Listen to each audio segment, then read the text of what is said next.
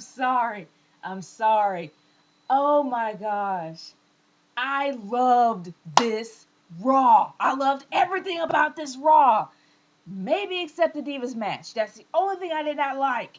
Because it didn't make any sense to have Eve there with Kelly there when she's supposed to be the top diva. And not only that, there was no Beth Phoenix. But who cares? Not even that crappy match can ruin my night. This was like the best Raw from WrestleMania ever. This is what I'm talking about. The road to WrestleMania is supposed to be every wrestling fan's dream. During this time, you're supposed to be hyped up about WrestleMania. You're supposed to be promoting WrestleMania. You're supposed to be crunk about WrestleMania. I didn't give a crap about the Rock and John Cena match. I was so desensitized to it that literally I didn't even care about it. But if you were like me, or if you're new coming into this, you would care after you saw John Cena. It did its job. John Cena was booed in every town he has been in, every single town he has been in. And this is finally doing its job. And yeah, you say, oh, he's in his hometown. John Cena was booed out of his hometown. And now he's getting back up by the fans in his hometown. The Rock got nothing. Like, yeah, The Rock probably got a few cheers at the beginning, but it was to the point where people got tired of him and started going towards John Cena. It's doing its job. It's doing its job. Having The Rock there. Before, I thought The Rock was going to be the face of the whole thing and John Cena was going to be the heel. But honestly, it's a given now we know who's going to win. But all in all, it's doing its job. It's starting to slowly do its job. I prefer John Cena to lose because it will make him look more humble and also having to build up to where he was. But he's going to win. But I'm not going to lie. John Cena pwned.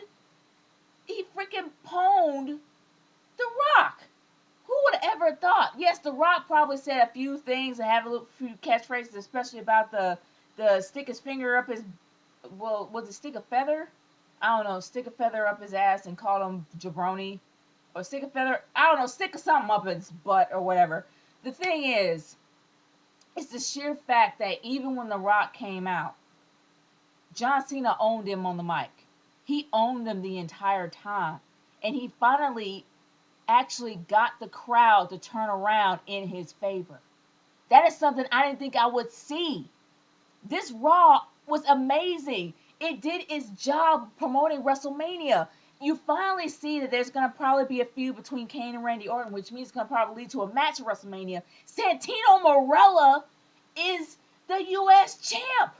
Finally, he gets a belt on his own.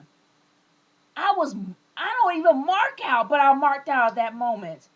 And then I'm not going to lie, even though Jerry the King Lawler pretty much sucked everything out of me last year about actually having anybody in the ring that's not really an active wrestler, it's really started with seeing John Laurinaitis getting kicked out and then seeing Teddy Long awarding Santino Marella. I'm not going to lie, I'm starting to really get into this whole GM feud thing. And it's really starting to get me into it. And then the introduction with Shawn Michaels and Triple H. I'm sorry. I know people are going to be like, oh, it's too long or whatever, but I'm going to be real. It was long enough. It needed to be that long because this is about The Undertaker. This is about the streak. This is supposed to get you hyped up for the streak. Yeah, you're not going to see The Undertaker there, but it's the sheer fact that Shawn Michaels decided to get himself involved, which did, all in all, piss me off. But we all knew it was coming. I knew it was coming. I didn't want to admit that it was coming, but it came. And unfortunately, we got Shawn Michaels in the middle of this epic feud. Yes, I am pissed about that because Shawn Michaels should not be involved at all. But he's Mr. WrestleMania. He's going to get involved regardless. He doesn't want Triple H to win. We all know what's going to happen. There is not, The Undertaker is going to win WrestleMania 28. Because I was actually talking to my homeboy Daryl on the phone. And he actually said something that made sense. This is pretty much like DX versus The Undertaker. And he had a point. It is DX versus The Undertaker if you think about it. Or is it? Because let's put it this way. Shawn Michaels is not going to let his best friend beat The Undertaker. No way. No way on this planet he's going to allow this to happen. So here's what's going to happen. he's going to probably super kick him by accident, somehow have the Undertaker win, and the Undertaker's going to go on to WrestleMania 29, where he is going to lose to somebody completely new. As much as I don't want that to happen, because I really do want the Attitude Era to die, that's the fact that I don't love it. I love the Attitude Era. It's just it's really getting in the way of all the new wrestlers and not really giving them a chance to grow and shine and become a new product of the company.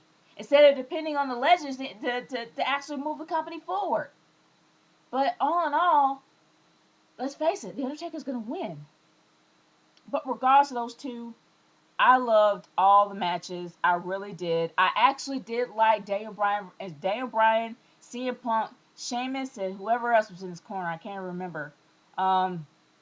Jericho. That's it. Sheamus, Jericho. What was it? My brain just shorted out. But anyway, the thing is that I really did like that match with CM Punk. I like that match with Chris Jericho. I mean, they really do have great in-ring chemistry, and it really does get me hyped up for the Best of the World match, which is the match that I really am looking forward to. Seriously. I am looking forward to that match. I'm looking forward to the streak. Those are the only matches I'm looking forward to. As for The Rock and John Cena, I like the promos for the WrestleMania match. I still don't really care for the match itself. But the promotions leading up to it, they did a good job tonight. That's one thing I can say. The only thing that sucks is that SmackDown really isn't getting any love, and they're not going to. Let's face it. There's really no point in getting just pissed off about it. They're not going to get any love. But Raw did its job. That's one thing I am going to say. They did its job promoting WrestleMania. They did a great job. I loved this Raw. I am definitely giving this Raw an A. And I don't give A's. I don't. I'm giving it an A tonight. The reason why is because Raw did a great job promoting WrestleMania for all of their matches. They inquired all of their feuds. They didn't have Sheamus in a meaningless filler match. Yes, the Divas, they had a random match for the Divas. Even though Beth Phoenix was not there, and even though Karma has not shown up yet. But, that's minor compared to the really big, because honestly, the Divas match is not a draw. It's not. It's not going to be a draw. Not a lot of people are going to care about it, so it doesn't overall affect WrestleMania. So in the end, the way they promoted everything, they did a good job. They really did. The Big Show and Cody Rhodes, with Cody Rhodes' embarrassing moments, which was hilarious, by the way, pretty much promoting that feud. It promoted the feud for, as you kind of saw, a foreseeing feud with Kane and Randy Orton, which is something that probably a few people want to see who are Randy Orton fans or Big Show fans.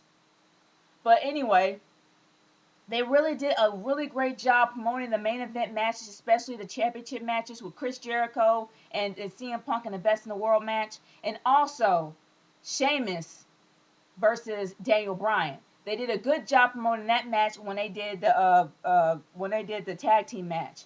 And then also they incorporated the feuds between the GMs. They did everything right for Raw. They promoted everything that they had for Raw. Even though SmackDown was left out, it does not matter because that's pretty much what it is. Raw had to do something for themselves. They had to promote themselves, their own matches, so they did a good job. I am loving it. I give it an A, and that's my verdict, and I'm sticking to it. This is Nation Girl 30 signing off. Peace, y'all. Extremely happy. Later. If you smell what The Rock is cooking.